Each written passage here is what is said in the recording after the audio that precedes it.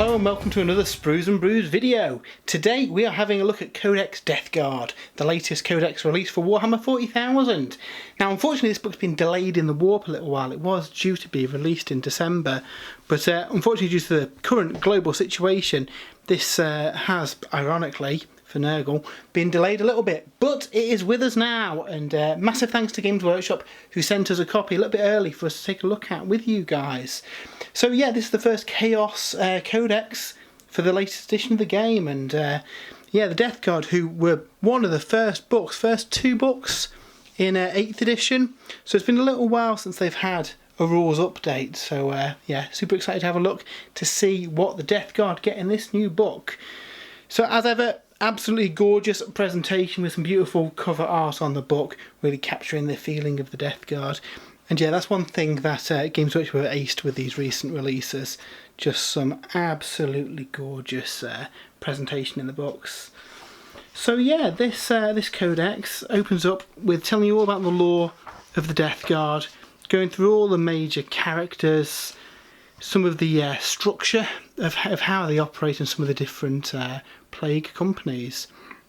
And throughout was some great artwork, including some really classic artwork like this out of The Lost and the Damned, which is a really old book now, rare as hen's teeth as well. I think they reprinted it recently in Warhammer World. You could pick it up. Don't know if it's still available when people go back to stores, but yeah, those first two books kind of captured all the Chaos stuff, and it's good to see a lot of that live on in here. But yeah, some really cool stuff in here. So layout of the Legion structure, we've got details on the different plague specialists. Essentially, if you're new to the Death Guard, this will tell you all about them, everything you need to know. If you're a returning Death Guard player, then a lot of this you will know, but there's some really fun new stuff. Like we've seen in the other codexes and even the main rulebook, they've got these various war zones where we learn about a region of space and a conflict going on them, along with a bit of story in there as well. So yeah, really cool. The lore sections in these recent books have been really good, and they're well worth a read to capture some inspiration for building your armies. So yeah, some really weird looking creatures and demon engines and stuff in here as well. I do hope we see demon engines expanded with Dark Mechanicum or something. I think that'd be really fun. And as ever, we get a nice section with lots of painted miniatures showing off the entire range to use as a painting reference, or just give you some inspiration when you're painting your figures. Yeah, I really like the Death Guard models. They really appealed when the Dark Imperium box, I think it was, for 8th edition came out, and I put together a Death Guard force, which I will be getting out of retirement now the new rules are out. But yeah, absolutely gorgeous stuff. So yeah, then we get onto the rules themselves. This is the exciting bit that everybody wants to see. And yeah, the rules have had quite a change for the Death Guard. So yeah, if you've played the previous codex, quite a lot of things have changed, a lot of profiles have been tweaked. So we'll go through all those now with you in the video.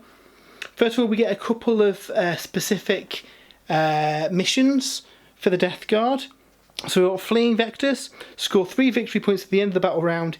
Any enemy units failed morale tests this battle round that had one or more models destroyed by attacks made with a plague weapon. So yeah, if you've gone plague weapon heavy, and remember bolters don't have plague weapon keywords, so you might have to think about your construction of your army, but if you can get some guaranteed wounds on things and force them to flee, then that could be a pretty good way of getting some points. I do think Despoiled Ground's an easier one to get.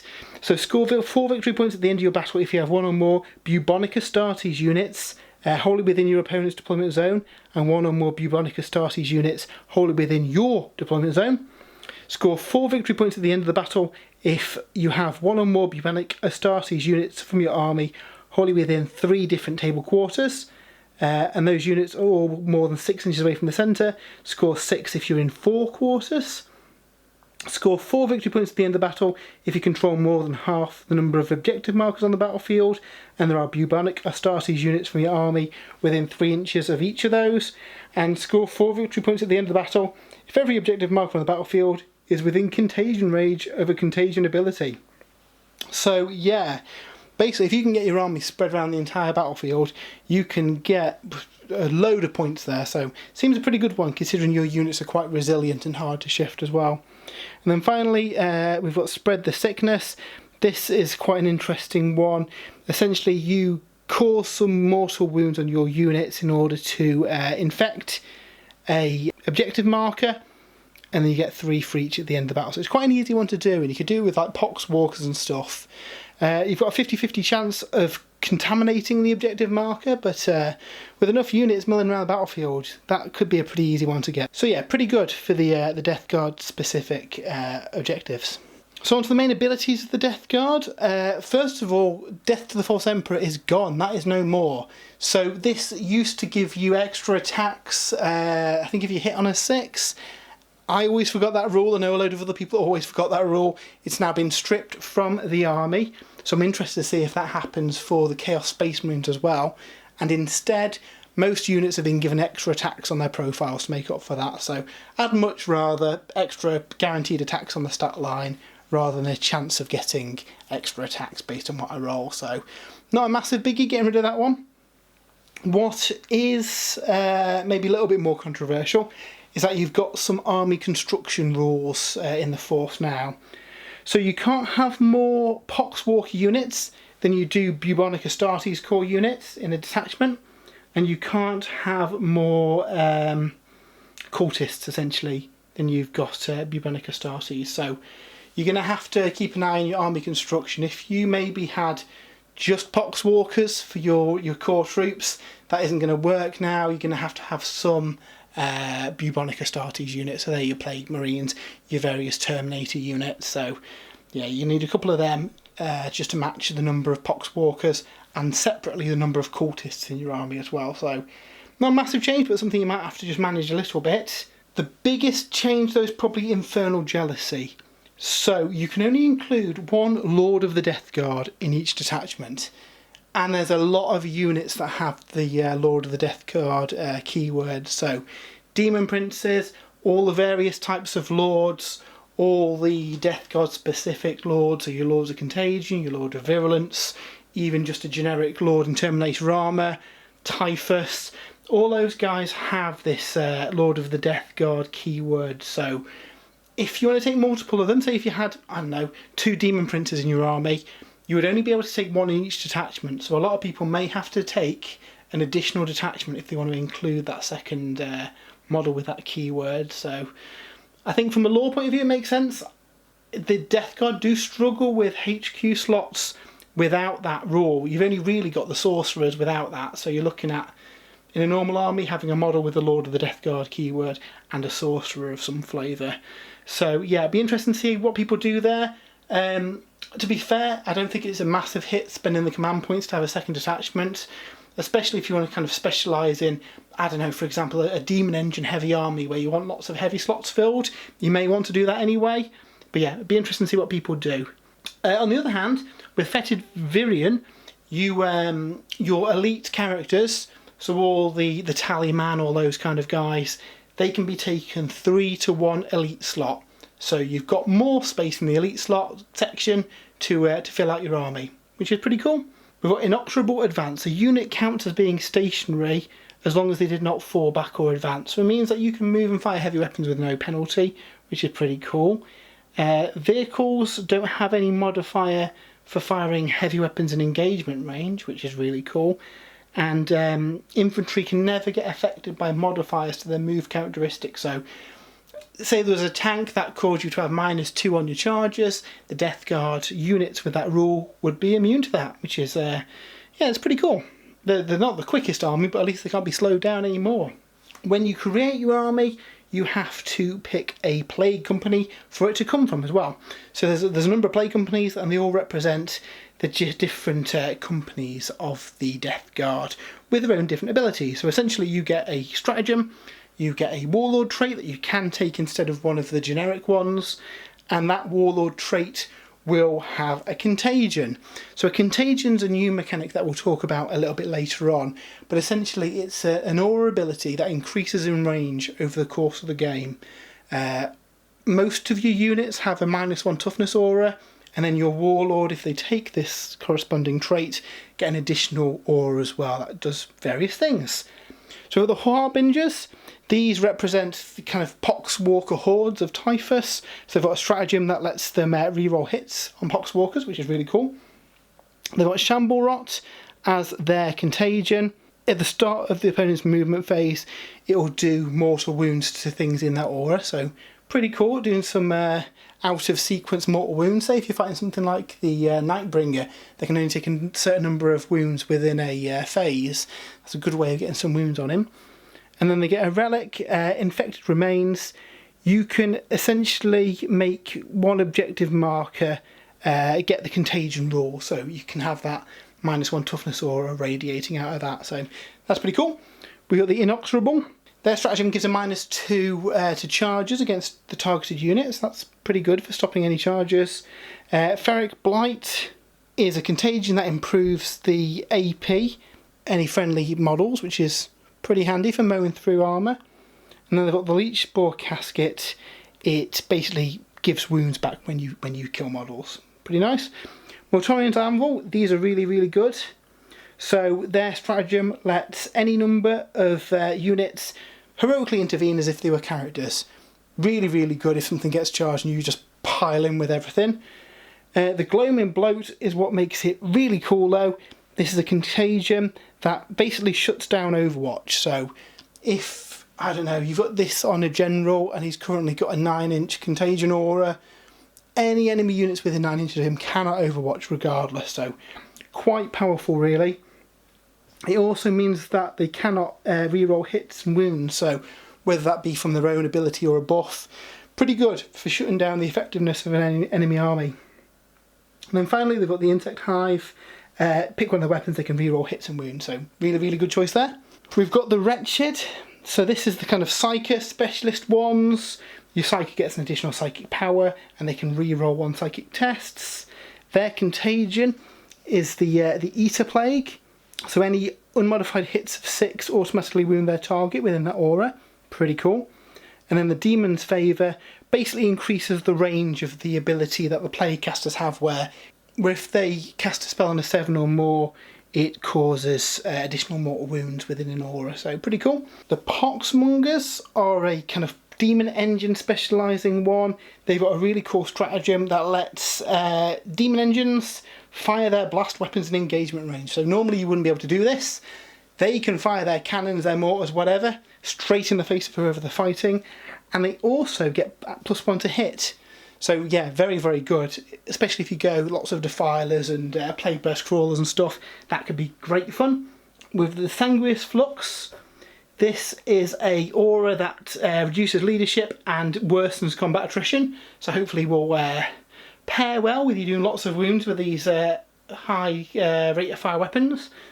And then the Ironclot Furnace, it can give your demon engines a 4+ invulnerable save. So yeah, very much the demon engine heavy force. Next up we've got the Ferrymen. Their stratagem basically increases the range of their contagions to a maximum of 12. So really good with some of the contagions that you get. 12-inch bubble of -1 toughness is going to affect a lot of armies. So Eldar and stuff knocked down to toughness 2 is going to ruin their day. We've got the Drowning, which is their contagion. It basically halves their movement, so it's going to really limit the enemy movement around the battlefield. You get a lot more control, so pretty cool.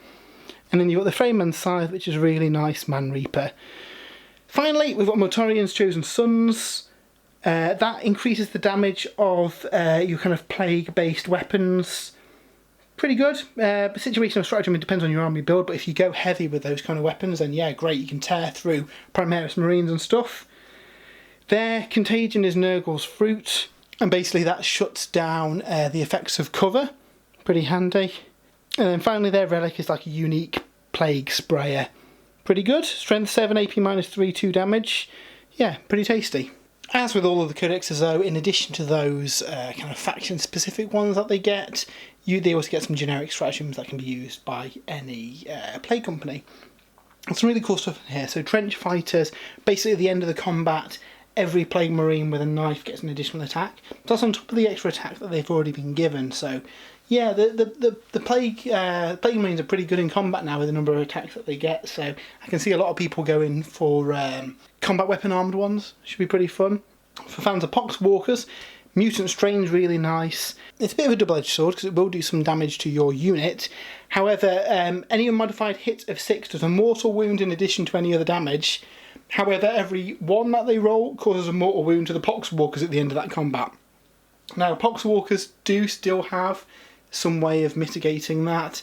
A bit like the old Disgustingly Resilient rule, but on a 6+, so not a bad shout, using that to try and maybe throw some cheeky mortal wounds on Custodes or Terminators or stuff that's hard to chew through. Another cool one is Flash Outbreak. This lets you give a contagion from another unit to a chosen unit. So realistically, that's going to be the contagion that your Warlord's got. You can give it to a different unit this turn in addition to him. So like we saw earlier, some of those contagions are pretty good and they've got some pretty useful abilities. So being able to pick another unit and give it to it is really handy, really. So yeah, lots of stratagems. Smoke is back as a stratagem rather than ability on vehicles. We saw that in the Space Marine book. I imagine all those kind of abilities are going to become a stratagem rather than a rule on the thing itself. What we've also seen in a couple of other recent Warhammer 40,000 books are purchased upgrades that you can give to your units. So for the Death Guard, they can buy different pathogens that they can give to their units to upgrade them. But interestingly, it's not just their characters that can take them, but the unit champions.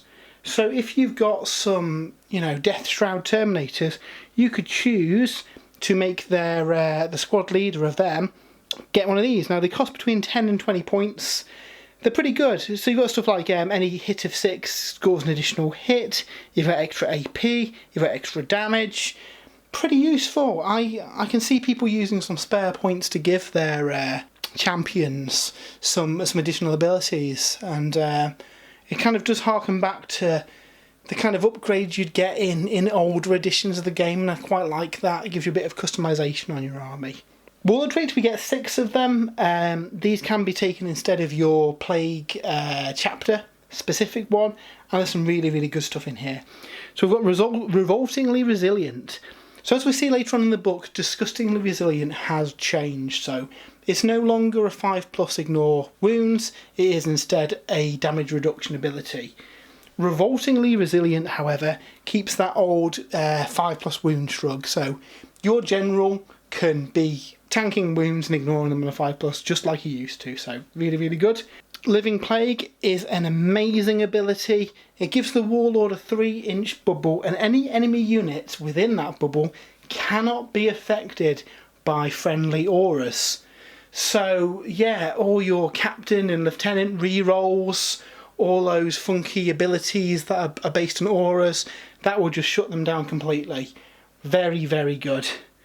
Hawking Physique, add 1 to the wounds characteristic, and he can only be wounded on a 4 or more essentially, so even if it's get shot in the face by a volcano cannon, it still only wounds him on a 4+. Pretty good. Arch Contaminator basically gives him a reroll aura for plague weapons. It's changed a little bit in that for range attacks, the target has to be within 12 inches. So it's quite a short aura, I guess, but being able to re-roll those plague weapons is pretty good. And then Rotten Constitution, add 1 to the toughness of the Warlord, and AP of -1 or -2 counts as 0, so you're going to have to bring the big guns to scratch his armour. And then finally we've got Foul Effluence. At the end of the movement phase, roll a d6 for each unit within 6 inches. On a 4+, they take a mortal wound. Not my favourite one. Revoltingly Resilient, and then the aura to shut down rerolls is really, really, really good. Typhus has to take the Shambling Rot ability that we saw earlier, so that's a kind of mortal wound aura in the enemy movement phase. Mortarion, on the other hand, gets 3 Warlord traits. He gets Revoltingly Resilient, so he gets a 5+ shrug like he used to have. He gets the Living Plague, so he can shut down any character auras on the other side. And he gets Arch Contaminator, so he can make his nearby units re-roll their plague weapons. Now it's worth mentioning that only affects core units, like we've seen with the Space Marines and the Necrons. Various units will have the core keyword, so not everything will be able to get affected by a lot of these auras, which is something we'll have to get to use with 9th edition as it continues. We also get a stack of relics for the army, some old stuff returning, some new stuff. So we've got kind of a souped up Man Reaper that does a load of damage and can do mortal wounds in addition to any other damage. Pretty good. Skull of Glothilla, I'm not too convinced with. It's a once per battle splash mortal wound jobby. I think there's better options than that myself. So the Demon's Toll is a pretty good ability. You pick an enemy unit and essentially in order to, if they try and fall back on a 2+, they can't, so you can pin them in place. So, for example, if you were fighting Necrons and, oh no, there's the Nightbringer, what a shame. You throw some Poxwalkers in, you use this, and basically he can't run away and he's stuck just wading through your tar pit for the rest of the game. I think that could be really useful. With Fulgaris's Helm, add 3 to the range of aura abilities. Again, as we've seen already, there's some good aura abilities, so that's a good option. The Putrid Periapt. It gives you an additional psychic power, and you've got a once per battle heal you can do on your psyker as well. It's alright. Tollkeeper's a cool upgrade for the Tallyman. If a core unit's within 6 inches, any unmodified of 6 scores an additional hit. That's pretty nice. Especially if you use that with the stratagem to give another character a relic. Pop that on them. Revolting Stench Vats basically gives the Foul Blightspawn his old ability. As we'll see later on in the book, he now gets to pick one enemy unit and makes them fight last. This, in addition, gives him an aura which shuts down any fight first ability, stops people from fighting first when they charge, so basically brings him more in line with how he used to be in the old Codex. The Suppurating Plate is pretty much the same as it was, 2+ save. If anyone does manage to wound him, they take a mortal wound. And then we've got a Plaguebringer, which is a really nice sword. Yeah, anything that it kills counts as 2 models killed for the purposes of morale. So, yeah, that's pretty cool. What's also really cool in the book is the Contagion Discipline. So obviously Death Guard have got Psykers within their ranks, despite Mortarion's hatred of psychic powers. And yeah, they get some really good abilities. So we've got Miasma of Pestilence. Basically gives you a -1 to hit ability on one of your friendly units, so it makes them harder to get attacked. Gift of Contagion is really nice. You pick an enemy unit, they are -1 strength. If the psychic test is 8 or more, they're also -1 attack. So, you know, you can make 1 attack, strength 3, Primaris Marines with this. That's really cool. Plague Wind's a bit of a horde killer. You roll a dice for each model in the unit. Each 6 causes a mortal wound. If it goes off on a 9+, it does them on a 5+. So there's quite a few of these where there's a better version of the spell if you roll higher, and I quite like that. I kind of want to see that in all future books going forward, because it makes it a bit of a gamble, doesn't it, casting the spells, a bit more interesting. Putrescent Vitality is really cool. Any Death Guard infantry unit, you can give them +1 strength and toughness, so you can get toughness 6 Plague Marines with that. You can get Poxwalkers up to toughness 5. Yeah, really, really good. Curse of the Leper's an interesting one. You roll 7 dice, and for each that is over the toughness of the enemy, it causes a mortal wound. Don't forget that most of your units have got this -1 toughness aura, so when you're fighting Guardsmen, Eldar, they're going to be toughness 2, making this really easy to potentially take out a character with that. And then finally, we've got Gift of Plagues. This adds 6 inches to the range of your contagion abilities, up to a maximum of 12 inches, so yeah, it's pretty easy to get a 12-inch aura of your -1 toughness and really ruin the enemy plans. So one of our favourite things about the 9th edition books have been the Crusade content, and the Death Guard book is no different here. We've got a load of really fun narrative Crusade stuff to get your teeth into. So they've got some unique agendas that you can pick at the start of the battle to use as your agenda for that battle. Essentially, these are objectives in Crusade games, which are ways of levelling up your units, which is something that you'll see over a Crusade campaign. You accrue these experience points and you can use them to buy upgrades and stuff.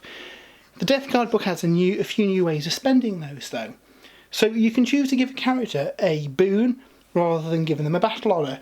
And this is essentially leaving it to the fate of the Chaos Gods to assign them a gift. You roll a D33, so a D3 and a D3 to determine which result you have got. And yeah, they'll get a random ability, all really cool.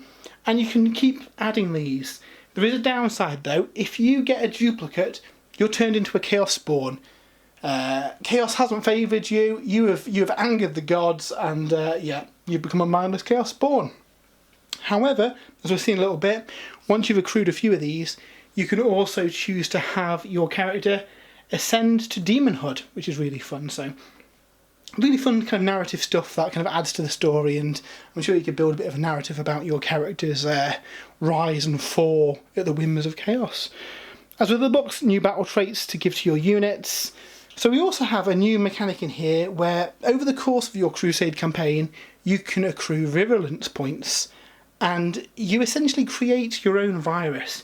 It will have a vector, an infection and a terminus, which will affect how this virus spreads, how it reacts, and then spending these points that you've accrued over your games, you can then modify and grow and mutate this virus. So yeah, very fitting for Nurgle, and it sounds really fun. And again, from a narrative point of view, being able to come up with the story of this new virus you've created that's taking out the enemy forces would be really cool. So yeah, really fun. And then as ever, we get some new requisitions, we get some new relics, all the kind of stuff you would expect. So yeah, really impressed with the Crusade content in these books. It's definitely one of our favourite things to play with. Now, unfortunately, with the year that we've just had, we've not managed to play as many games of Crusade as we'd like to, but as soon as the world's back to normal, we are definitely going to be jumping on board that. So onto the data sheets, a few more abilities we're just going to talk about first before we jump into them. So plague weapons are pretty much the same. You can re-roll wounds of 1, obviously with the ability that we saw earlier. Some warlords can make you re-roll all of them, which is pretty cool. They are remorseless. They do not take combat attrition. They take combat attrition but don't take any modifiers. So yeah, they're less likely to run away, which is good. Similar rule to what the Death Corps or Krieg have. And to be fair, it's a similar kind of army, isn't it? Kind of siege warfare. We've essentially got the same rapid fire rules as the Space Marines. So if you're within half range, you are stationary or you're a Terminator, you get to use rapid fire, which is pretty good. There's probably less rapid fire weapons in this book than there are in the Space Marine book, but you know, you've still got bolters on your Plague Marines, so that's certainly going to be useful for them. And then, like we mentioned earlier, disgustingly resilient is now -1 to the damage to a minimum of 1. So for your 2 wound Plague Marines, that's a bit of a big deal. Against just 1 damage weapons, yes, it's a bit of a downgrade compared to last edition, but against damage 2 weapons, on average, that's more of a benefit to your army. And there are still ways of ignoring wounds as well, which we'll see in a little bit, but yeah, at first I wasn't too convinced, but combined with some of the other things in this book, I'm quite happy with that. The Death Guard is still going to be really tough to take out, which was always meant to be their gimmick, I suppose. You know, it's an attrition army. You've got to really put some firepower into them to take them down. And we've just got some details of the contagion. So we mentioned it earlier. Most units in the army have got this contagion rule, so they've got this -1 toughness aura. Your Warlord will get one of the additional auras that we saw earlier, and based on the battle round that we're in, the range will increase. Again, there's some rules that will interact with that and cause you to have a wider contagion range. Some units will always count as being in battle round 4, for example. But yeah, it's a really interesting mechanic, and it means as your army spreads out, you'll see this contagion spread out further as well. And -1 toughness is going to affect all armies. It means that your Plague Marines with their bolters are wounded on 3s against other Space Marines. It's going to be interesting to see how this plays out, because I can see the Death Guard being really strong because of it. And then Teleport Strike, it's Deep Strike. Going into the profiles, the Demon Prince is now a Death Guard Demon Prince. He's got all the correct keywords and stuff that he needs. He is now a Lord of the Death Guard. So, as we mentioned earlier, you can only have 1 Lord of the Death Guard per detachment. So you're going to have to make some careful decisions on which one you put in your detachment, because yeah, I think there's going to be some struggles there with what you actually decide to take along, unless you take a second detachment, of course, which allows you to take an additional one. All of the Lord of the Death Guard models get a rule. With 6-inch aura, core units can re-roll hit rolls of 1, which is pretty handy. Him himself, he's had a few upgrades. I believe he's gone up a point of strength, he's got some extra attacks. He can now only take either a Plague Spewer or Wings, he can't take both of them. And the Wings are now only movement 10 as well, so he's a little bit slower than he used to be. But yeah, he's still a really good option. I can still see people taking them. Hard bit is going to be whether you take him over one of the other options. Typhus, again, has had some tweaks. He's faster now, he's got more attacks. His Man Reaper now has 2 different ways of attacking. So you either go loads of attacks at a lower strength or fewer high strength attacks with more damage. His Destroyer Hive isn't a pistol anymore, it's now an ability that just kicks in the command phase. It just does some mortal wounds on a 2+ to an enemy unit within 6 inches. It's not a massive difference, I guess. Quite like it as a pistol, not a massive difference with it being something triggered in the command phase, and it also means that you can use it to trigger against, I don't know, units that maybe you can't target in the shooting phase, perhaps. He still buffs Poxwalkers, however he only gives them +1 strength. He no longer gives them +1 toughness, so a bit of a nerf in that regard, but he's still a pretty good choice. I like him. Next up, we've got the Death Guard Chaos Lord and the Death Guard Chaos Lord and Terminator armor. They are both now proper Death Guard rather than the weird position they were in the past. So they have got +1 toughness, they've got disgustingly resilient and all the various Death Guard keywords. Again, they are Lords of the Death Guard, so one of them per detachment. Lord of Virulence is the new guy, and it's a shame that this guy's got the Lord of the Death Guard rule, because I really think he had a nice niche as a kind of like lieutenant level character maybe. He's got a really cool Plague Spewer, 12-inch range, heavy 2d6, strength 5 plague weapon, which is pretty cool, and a nice close combat weapon. He's got a nice aura ability where he can improve the arm penetration of plague weapons when they roll a wound of 6. Pretty cool, and there's a few stratagems as well that let him do some fun stuff. Unfortunately, with him having that Lord of the Death Guard rule, I just can't see people taking him over, say, the Demon Prince. We'll have to see how we look at army lists and whether it's worth building that extra detachment to take him. Maybe if you were going Demon Engine heavy to make the most of some of the stratagems that he's got, you could take a heavy detachment and maybe pop him in there. But yeah, I think it's a shame that he's got that keyword. Then with the Lord of Contagion, he's had quite a change. He had a lot of kind of auras doing mortal wounds at the start of turn. That's all kind of gone. Instead, his contagion range has gone up. And yeah, just like with Typhus, his Man Reaper's got a variety of different ways he can strike. He also has a 1-use grenade. 3d3 shots, pretty cool. Damage 2, could be useful. Yeah, he's pretty cool. I really like Typhus, so I'll probably be using that Lord of the Death Guard slot to take him. Lord of Contagion is a good option, and obviously the good old Demon Prince is always a good go-to option. We have a Death Guard Sorcerer in Terminator armour. The Death Guard Sorcerer without Terminator armour is no longer in this book, so if you're going to take a kind of generic sorcerer, he's got to be in Terminator armour. Again, he's got an extra point of toughness and is a Death Guard proper. The Malignant Plaguecaster is back. He has changed a little bit. His aura, where if he casts a spell on a 7+, now hits the closest enemy unit within 12 inches. I think that's a little bit different than it used to be. I think it might have been a shorter range. His staff is a little bit stronger as well. And like all the other characters, they've all kind of got wounds and stuff across the board, which is cool. Plague Marines, for your basic troops, have had quite a change here. So they're toughness 5, they've got 2 wounds, they've got 2 attacks, really, really tough.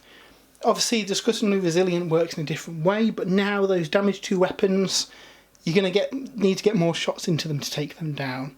So yeah, pretty cool. I never really took many Plague Marines in my 8th edition army. With the new rules, I'm tempted to take them because I think they're going to be yeah, you're certainly going to need to grind them down to get them off an objective. So in 9th edition, that's going to be really, really useful. Their Icon of Despair has changed a little bit. In the morale phase, you roll a d6 for each enemy with an engagement range, and on a 4+ take a mortal wound. Yeah, it's just some splash mortal wounds, but it's gonna make a difference. They also get a Sigil of Decay. This is pretty cool. If a unit takes one of them, any unmodified hit of 6 with a bolt weapon automatically wounds the target. So if you're shooting like Imperial Knights and stuff and want to get some kind of lucky wounds through, yeah, that seems really good. I think it's about a 20 point upgrade. I'll probably take one. And then the way that the weapon upgrades are listed out basically just mirrors the box. So for each 5 models you can take one of the weapons. It's not as if you can only take one of them, it's just whichever way it falls. So I think it's just an easier way of displaying how the different weapon loadouts work. So yeah, pretty happy with those. They are also a core unit, so they're affected by a lot of your abilities as well for your characters. Death Guard cultists, no longer just generic cultists, they are Death Guard cultists. No real differences really. They are not core, so they're not affected by any of your abilities. Poxwalkers, they've changed a little bit, so they're now toughness 4, they now hit on 4s, which is great. They still have an old disgustingly resilient style rule in Unending Horde. So whenever they lose a wound on a 6+, they have not lost that wound. So yeah, really, really good. It means they can still act as a tar pit, and at 5 points a model, I think they're pretty good for that. They never run away. They can't do any actions apart from the spread the sickness one that we saw earlier. So depending on what your objectives are, you may not want them on objective duties. But if it's just have X units in different quarters of the board, then Poxwalkers are great. When they kill something, they get an additional model back to their unit. There's a stratagem that can bring back up to 7 Poxwalkers in the command phase.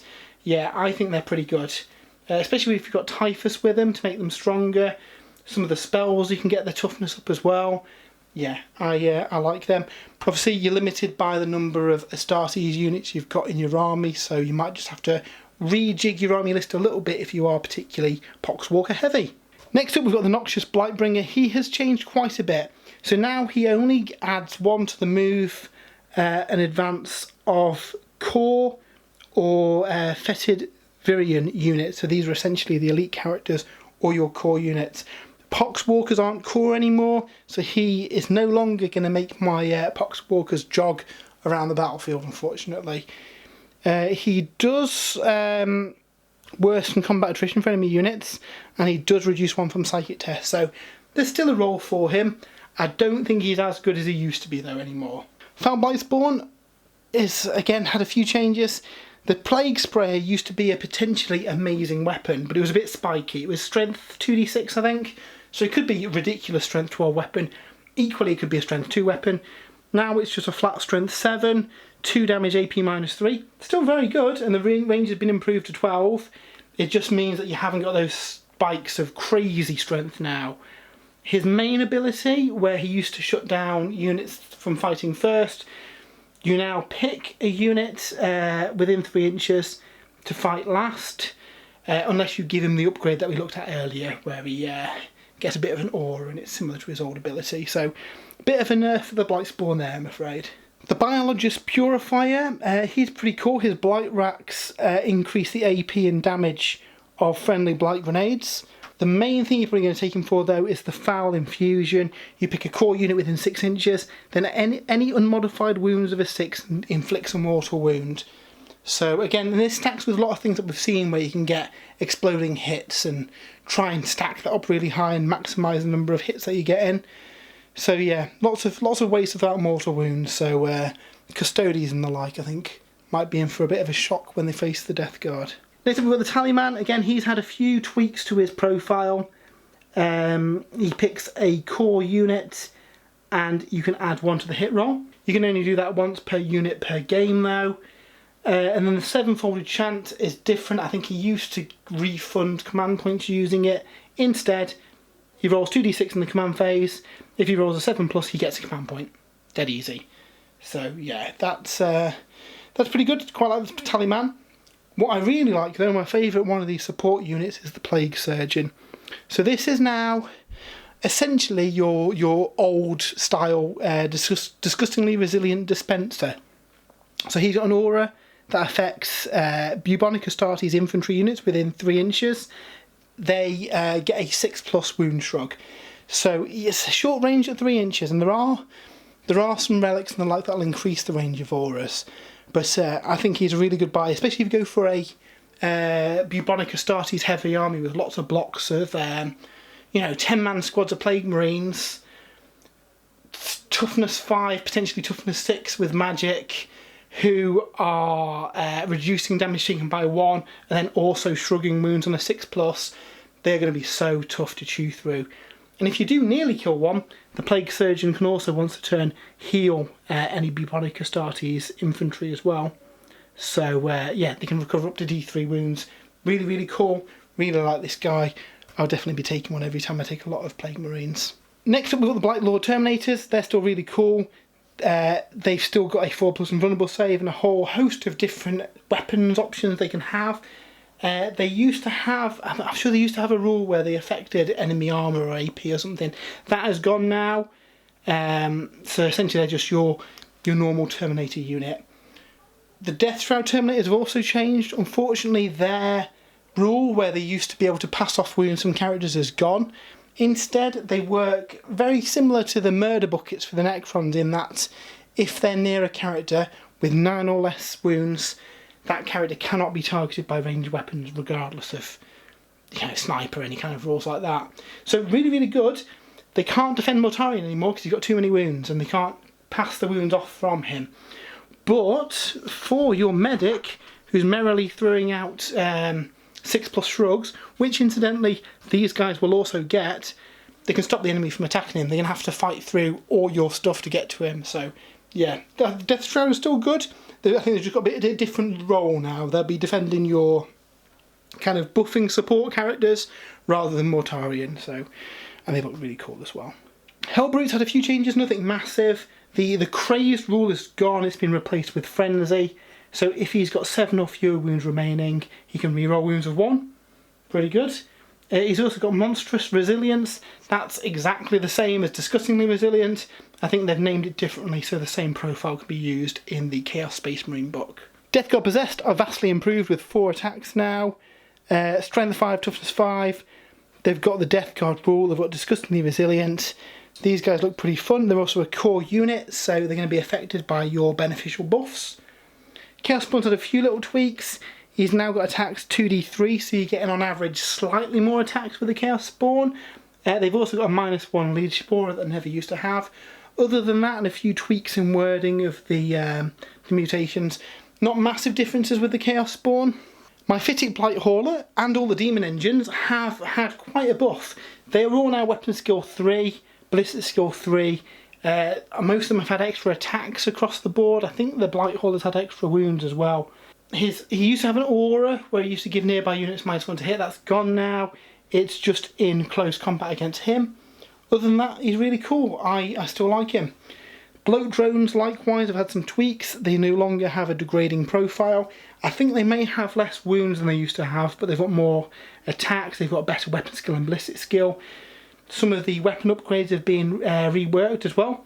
So with the Flesh Mower, he gets a crazy 12 attacks now, which is really, really good. Yeah, still like those. Still can't be taken in units of 1 to 3. They're just individual bloat drones. So you may burn through your fast slots if you want to go Demon Engine heavy. And again, this might be where there's another benefit to taking a second detachment and putting in another one of those Lords of the Death Guard in there. Plague Burst Crawler as well. Again, he benefits from extra ballistic skill, which is really, really good for him. The cannons, the entropy cannons, now more reliable, doing D3+3 damage. Means that you haven't really got those spikes that D6 damage sees, and likewise on the mortar itself it's just a flat 2 damage. So yeah, really like them. Again, with some of the lists that we've seen, the plague host that lets these things fight their blast weapon in close combat, I can see some Plague Burst Crawler heavy armies being quite popular as well. Chaos Land Raiders had no real changes. The Predator has been split into 2 different profiles based on the main turret, which is interesting. I guess it means that you could take 6 Predators in an army now. Other than that, no real differences, bar the smoke screen keyword now replacing the smoke ability they used to have. Again, in line with the Space Marines Codex. Defilers had a couple of tweaks, so damage 3 now on the main cannon again. Weapon skill and ballistic skill 3+. I think this might be something we see across the board for Demon Engines. Obviously it's not a Death Guard Defiler, it's a Defiler, so it doesn't have Disgustingly Resilient. So it hasn't got any reduced damage, however it still regains a wound per turn, so that makes up for it a little bit. Chaos Rhino again, not much change there bar the smokescreen keyword being added. Mortarion is still amazing. He's had some tweaks, he's got some extra toughness, he's had an extra attack I believe. Silence, still really, really good. The Lantern, shorter range, but again, still really good. So there's a few changes in his abilities. With his Primarch of the Death Guard, he selects a friendly core or character unit who can re-roll their hit rolls. He also gets to pick one of the plagues that we saw earlier for the plague companies. Now this doesn't need to match the plague company of your army. He has to be a Warlord if he's included, so it's not as if you're denying another character one of those contagions. And yet, when he's using it, he always counts as being number 4 for the contagion range. So that means that you could take that contagion that shuts down Overwatch and shuts down rerolls, and from turn 1 of the game, Mortarion's essentially got a 9-inch bubble where nothing can Overwatch anything. Really, really good. I can see Mortarion being taken in a lot of lists. He's still got a 4+ invulnerable save. Obviously he's still got a 5+ wound shrugging. He has got Disgustingly Resilient, so again he's reducing the damage of attacks taken to him. He's going to be really tough to take down. It's a gorgeous model and I can't wait to get it back on the battlefield. And finally we've got the Miasmic Malinifier. This is the scenery piece for the Death Guard. I really want to like it, but I think it's 75 points and I'm not sure it's worth it. It's essentially an additional node that becomes a contagion point, and like Mortarion, it always counts as being contagion level 4. So it's always got this 9-inch -1 toughness aura, which admittedly is pretty handy sat on an objective or out in the middle of the battlefield somewhere. It also makes nearby Death Guard infantry units count as being in light cover. If they're already in light cover, they're -1 to hit, so that's pretty cool if you can put it near some cover somewhere. And it's got a gun, it's got a short 6-inch range kind of flamer kind of weapon with 2d6 shots. I think with the range so short, nobody's going to bother coming near it. If you set it up on your objective, people will probably just sacrifice it or try and take it out from a distance. I get the logic, and you know, if maybe he'll build an army that way and have a couple of them in no man's land to try and maximise the amount of the battlefield that's -1 toughness. Could be pretty cool. I just think it's a little bit too expensive for what it does. And then yeah, like we've seen in the other recent codexes, we get a nice kind of reference section with all the weapons. And really, really clear points values. So if you've got the Warhammer 40,000 app or read the recent points adjustments on the big FAQ, you have already seen these. These are the points that were in that update. I think compared to the older points, Poxwalkers are cheaper, Plague Marines are slightly more expensive. I don't think it's a bad trade-off compared to, you know, bearing in mind the changes that have been to Disgustingly Resilient and how the army works. I think Death Guard have got off pretty well, getting extra wounds, reducing the damage. There's still a way of mitigating that damage coming in, so yeah, I think it'll be an interesting list. Now, I had a 2,000 points army back at 8th edition, put it together using this, and it's pretty much the same army list I was using, so not massive changes. It's not going to be the case of, you know, you're getting 3 additional units or you're going to have to take half your army out. It seems overall pretty much in line with what we've had, so no massive scary changes there, which is really good. Have to say, really like how they have the points range in these new books. Makes it a lot easier to work out your army list. And then again, something we've seen in the other books is a nice glossary and reference, kind of summarising all the main abilities of the army. So if you're in the middle of a game, you can just quickly look up those abilities in the back of the book, which is really good to see. So that is Codex Death Guard, the first Chaos Codex for the 9th edition of Warhammer 40,000. Obviously it's a strange time at the minute because we've not been able to play any games with this yet, with the country on lockdown. My feelings reading it is that some people are going to be frustrated at the change to the Lord of the Death Guard rule, limiting the HQ choices, but I do still think that we'll see some variety maybe because of that. At first I wasn't convinced about the changes to discussing the resilience. My fears were gone once I saw the book in front of me though, seeing that there is still ways of giving wound shrugs, getting toughness up, making those units really hard to shift, which for me was one of the key kind of feelings of the army. It's something that made it what it was, and this book's definitely got the spirit of the Death Guard. They're still really tough to shift, trench warfare style army with some really interesting like virus mechanics, and you can see this contagion creeping out as you go across the battlefield.